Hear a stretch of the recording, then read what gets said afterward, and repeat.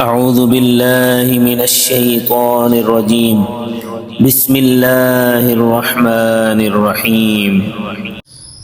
لم يكن الذين كفروا من أهل الكتاب والمشركين منفكين حتى تأتيهم البينة رسول من الله يتلو صحفا مطهرة فيها كتب قيمة وما تفرق الذين أوتوا الكتاب إلا من بعد ما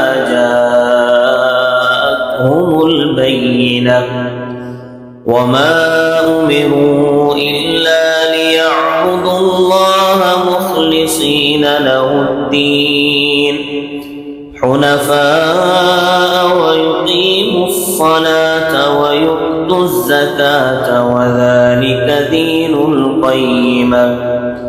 إن الذين كفروا من أهل الكتاب والمشركين في نار جهنم خالدين فيها أولئك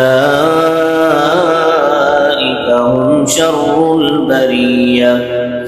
إن الذين آمنوا وعملوا الصالحات أولئك هم خير البرية جزاؤهم عند ربهم جنات عدن تجري من تحتها